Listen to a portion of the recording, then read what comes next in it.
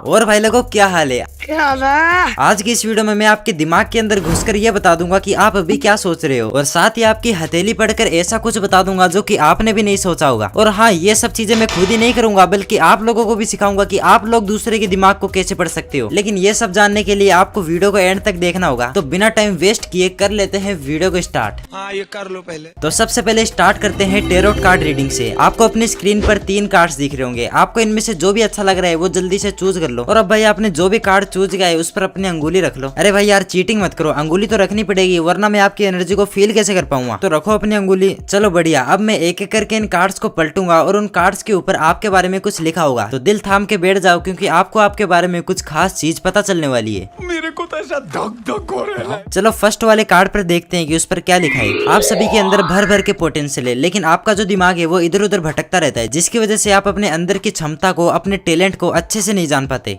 अब बारी है दूसरे कार्ड को पलटने की। ये लोग बहुत मेहनती होते हैं और हमेशा लोगों का भला करते हैं, लेकिन हमेशा लोग इनके साथ बुरा करते हैं। अब तीसरे कार्ड को पलटते हैं। इस पर लिखा है कि ये लोग भीड़ से अलग सोचते हैं और थोड़े से सीरियस टाइप के होते हैं। हालांकि इनमें थोड़ी सी पर्सनैलिटी वीकनेस होती है, पर इनके पास उसे छुपाने या ओवरकम करने के अच्छे अच्छे तरीके होते हैं। तो क्यों भाई लोगों, सच कहा ना आपके बारे में? अगर मेरी बताई हुई जितनी बातें सच है तो मुझे कमेंट में बताओ, और अगर मैंने आपके बारे में कुछ गलत बता दिया तो पक्का आपने स्क्रीन पर उंगली नहीं रखी थी। और अब क्या हुआ अगर मैं आपसे कहूँ कि आप भी ये सब कर सकते हो, वो भी इसके पीछे का साइंस जान के। तो इसके पीछे का जो कॉम्प्लिकेटेड साइंस है वो ये है कि देयर इज नो साइंस, यानी कि इसके पीछे कोई साइंस है ही नहीं। दरअसल इसके पीछे कुछ जनरल स्टेटमेंट्स होती है जिन्हें बार्नम स्टेटमेंट्स भी कहते हैं। ये ऐसी स्टेटमेंट्स होती है जो कि कहीं ना कहीं आपकी लाइफ से रिलेट होती है और आप इनका जवाब हमेशा हाँ में दोगे। जैसे कि अगर मैं आपसे कहूँ कि आप बहुत मेहनती हो और भीड़ से अलग सोचते हो, अब भला इस स्टेटमेंट को जब कोई भी सुनेगा तो वो इसका जवाब हाँ में तो देगा, कोई मना थोड़ी ना करेगा कि वो ऐसा नहीं है। और इसी तरह जितने भी जो टेरोट कार्ड रीडर्स हैं वो भी इसी तरह की जनरल स्टेटमेंट्स का इस्तेमाल करते हैं। और जब एक बार एक स्टडी में इनसे पूछा गया कि आप जो स्टेटमेंट देते हो क्या वो 100% सच होती है, तो उन्होंने बताया कि ये सच तो होती है लेकिन गारंटी से नहीं कह सकते कि वो 100% ही सच होगी। और यही सेम चीज जितने भी जो पाम रीडर्स होते हैं वो अपनाते हैं। वो भी आपसे कुछ ऐसी ही जनरल चीजें बोलते हैं और ये गारंटेड है कि अगर आपने सामने वाले बंदे की 3 स्टेटमेंट्स पर हाँ बोल दी तो ये 100% गारंटी है कि आप चौथी स्टेटमेंट पर भी हाँ ही बोलोगे। और साथ ही ये लोग हमारे साथ एक माइंड गेम भी खेलते हैं जिसे कहते हैं the law of confirmation bias, यानी कि आप पहले से ही उस बाबा पर इतना विश्वास करके रखते हो कि वो बाबा जो भी बोलेगा सच ही बोलेगा, और आपका दिमाग भी आपको यही बोलेगा कि जो भी बाबा बोल रहा है वो सच बोल रहा है, और आप उनकी बोली गई बातों में सच्चाई ढूंढने लग जाओगे। फॉर एन एग्जाम्पल, अगर मैं आपसे कहूँ कि ये जो आपका हफ्ता था बहुत बेकार गया, और अब आप ये सोचने लग जाओगे कि यार इस हफ्ते में बुरी चीज क्या हुई। और आपको भी पता है कि दिन में अच्छी चीजें भी होती हैं और बुरी चीजें भी, पर चूंकि उस बाबा ने आपसे कहा कि ये हफ्ता बुरा निकला तो आपका दिमाग बाय डिफॉल्ट बुरी चीजों को ही याद करेगा और आप उस बाबा की बातों पर विश्वास कर लोगे। और फिर एंड में वो आपसे बोलते हैं कि घबराओ नहीं, ये जो भी कुछ आपके साथ हो रहा है इसमें आपकी गलती नहीं है बल्कि किसी और की गलती है, लेकिन आप चिंता मत करो, इसका इलाज है हमारे पास। और इसके बाद बाबा लोग आपको मजे मजे में लूट लेते हैं। अब भाई लोगों, मैंने आपके बारे में तो काफी चीजें बता दी, अब बारी आती है आपके दिमाग को पढ़ने की। इस माइंड रीडिंग मैजिक ट्रिक में मैं आपके दिमाग को कंट्रोल कर लूंगा और फिर आप चाहो या ना चाहो जो मैं चाहूंगा आप वही सोचोगे।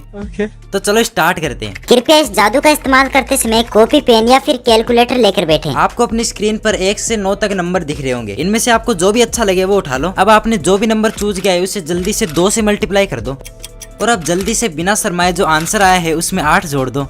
अब अगर ये कैलकुलेशन हो गई तो जो आपका आंसर आया है उसे 2 से डिवाइड कर दो, यानी कि उस नंबर को आधा कर दो। अब 1 सेकंड रुको, मुझे देखने तो दो आपके दिमाग में चल क्या रहा है। अभी भी आप में से कई लोगों के पास 2 डिजिट की वैल्यू बची हुई है और कई लोगों के पास 1 डिजिट की। अब जो भी आपको नंबर मिला है, यानी कि पूरा जोड़ जाड़ के डिवाइड वगैरह करके जो भी आपका आंसर आया है उसे आपने शुरुआत में जो नंबर सोचा था उससे माइनस कर दो। यानी कि फॉर एन एग्जाम्पल आपने सोचा था 1, तो आप अपने आंसर में से 1 माइनस कर दो। आपको अपनी स्क्रीन पर एक चार्ट सा दिख रहा होगा जिसमें कि कुछ नंबर्स लिखे हुए हैं और उन नंबर के सामने ही ABCD के कुछ लेटर्स भी लिखे हुए हैं। अब इनमें से जो भी आपका नंबर है उसके सामने जो ABCD का लेटर लिखा हुआ है उसे याद कर लो। अब जो भी आपका अल्फाबेट है उसे उसके अगले वाले अल्फाबेट से रिप्लेस कर दो, यानी कि मान लो कि आपका अल्फाबेट है S तो आप उसे D से रिप्लेस कर दो। चलो अब एक काम करो, जो भी आपका अल्फाबेट है उससे शुरू होने वाले किसी एनिमल का नाम सोचो। सोच लिया यार। सोच लिया? चलो एक और काम करो, अब जो भी आपने एनिमल सोचा है उसको अपने दिमाग में विजुलाइज करो और उसकी पिक्चर को अपने दिमाग में लाओ कि वो कैसा दिखता है। तो बधाई हो भाई लोगों, मैंने पता लगा लिया है कि वो कौन सा जानवर है। क्या बोलते हो, बता दूं आपको? अबे जल्दी बोल। आपके दिमाग में जो जानवर चल रहा है वो है ब्लैक और व्हाइट धारी वाला जेब्रा। क्या हुआ भाई, यकीन नहीं हो रहा आपको कि आखिर ये मैंने किया कैसे? चलो एक काम करो, वापस इस चार्ट को देखो। अब इसमें जो आपका नंबर है उसके सामने जो अल्फाबेट लिखा है उसको याद कर लो और उस अल्फाबेट से शुरू होने वाले किसी भी फ्रूट का नाम सोचो।